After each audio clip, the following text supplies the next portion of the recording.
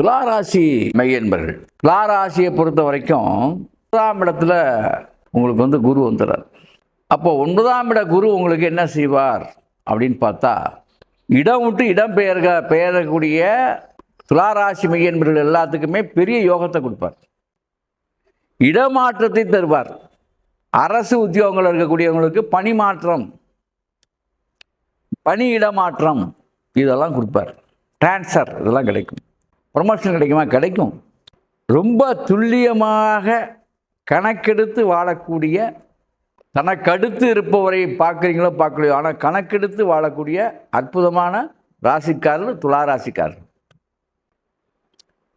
ரொம்ப துல்லியமாக 10 பைசா அப்படின்னா கூட அதுக்கு ஒரு காரண காரியத்தோட கணக்கெடுக்க கூடியவர்கள். ஏன் நம்ம தேவையில்லாமல் செய்யணும் அப்படி நினைக்கக்கூடியவங்க.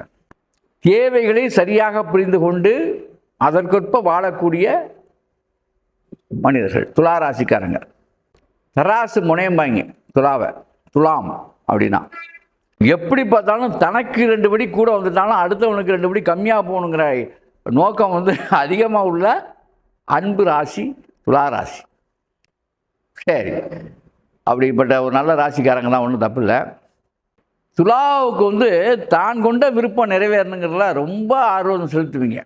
தன்னுடைய ஆசையை நிறைவேற்றிக்கிறதுல பரிபூர்ணமாக வேலை செய்வீங்க. அந்த மாதிரி ஒரு நல்ல அன்பகத்தன்மை உள்ள, ஒரு நண்பகத்தன்மையும் உள்ள ஒரு ராசி. அதாவது பிறன் பொருளை களவாடுங்கிற எண்ணம்லாம் உங்களுக்கு வராது.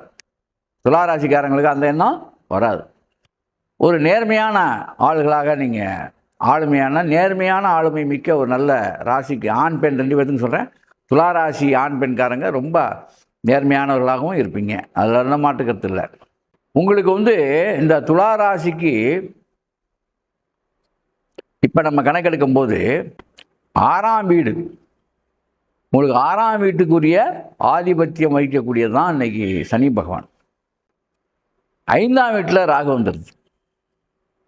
துலாவுக்கு 5ல் ராகு வந்துடுது. பஞ்சமம், அதாவது இந்த பூர்வ ஜென்ம கணக்கு, அதாவது பூர்வீக இடங்கள், இதிலெல்லாம் கொஞ்சம் பிரச்சனை இருக்கும். கலகங்கள், சண்டைகள், சொந்த பந்தங்களுக்குள்ள சண்டை சச்சரவுலாம் இருக்கும். அதை விட்டுருங்க.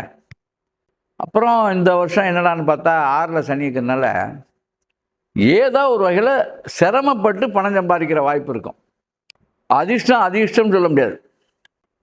அது ஒரு விஷயம். ஒரு சேஞ்சஸ், அதாவது தொழில் இதிலெல்லாம் ஒரு மாற்றம் இருக்கும். இடமாற்றம் கூட வரலாம் சில பேர்த்துக்கு. இந்த மாதிரி இந்த வருஷம் உங்களுக்கு போகும். இதில் ஒரு ஹைலைட்டான விஷயம் என்ன அப்படின்னா, உங்களுக்கு 3ஆம் வீட்டுக்கு அதிபதி, சகாயஸ்தானாதிபதி, 3, 4, 5, 6ஆம் வீட்டுக்கு அதிபதி அவர் தான். 3, 6 குரு பகவான் ருணர் ரோக சத்துருஸ்தானாதிபதி 9ஆம் வீட்டில் போயிருக்கார். அப்போ இந்த துளாராசிக்காரருடைய தகப்பனார்களுக்கெல்லாம் பிரச்சனையான ஆண்டு இது. மருத்துவ செலவுகள், தன்னுடைய தகப்பன் இருந்தார்னா தகப்பனுக்கு மருத்துவ செலவுகள் செய்கிற நேரம் அப்படின்னு சொல்லலாம். அதை நேரடியாக குரு பார்க்குறார் அங்கே உட்காந்து, உங்கள் இடையே பார்த்துறார். அதனால் குரு பார்க்க கோடி குற்றம் நிவர்த்தியாது, பொருளாதார தடங்கள் போகும். அப்போ நீங்கள் யாரை பிடிக்கணும்? இருக்க பிடிக்கணும், குருவை பிடிக்கணும். குருவை பிடிச்சிட்டா எல்லாம் சரியாயிடும். அப்போ வேற எதுவுமே உங்களுக்கு சப்போர்ட்டாக இல்லை, குரு பகவான் தான். அப்போ காலபுருஷ தத்துவத்தின்படி குரு பகவானை நீங்கள் இருக்க பிடிச்சிட்டிங்கனாலே காரியங்கள் நீங்கள் வெற்றி அடையலாம், சகாயங்கள் கிடைக்கப்பெறும். அப்போ குரு பகவானை இருக்க பிடிக்கணும்னா என்ன சார் பண்ணணும்? புதன்கிழமை, வெள்ளிக்கிழமை சுவாமி மலை தரிசனம்.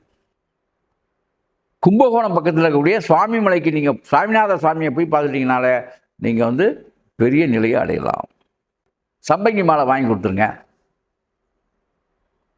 குருக்குரிய கொண்டை கடலை தானம் கொடுங்க. சுவாமிநாத சுவாமி கோயிலுக்கு சுண்டல் அவிச்சு கொடுங்கன்னு சொல்லி பச்சை அப்படியே வாங்கி கொண்டு போய் ஒரு தானமாக கொடுத்துருங்க. 2 கிலோலேருந்து 20 கிலோ வரைக்கும் நீங்கள் தானம் கொடுக்கலாம். ஆக 2 கிலோவுக்கு விடாமல் 2 கிலோ கொடுத்துருங்க.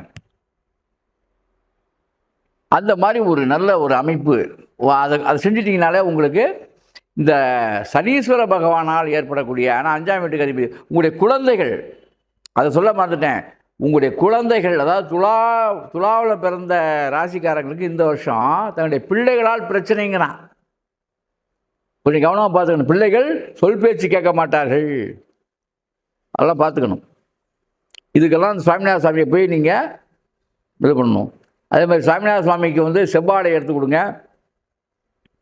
துளாராசிங்கனால வெண்பட்டு கொடுங்க, தப்பு இல்லை. சுவாமிநாத சாமிக்கு வெண்பட்டு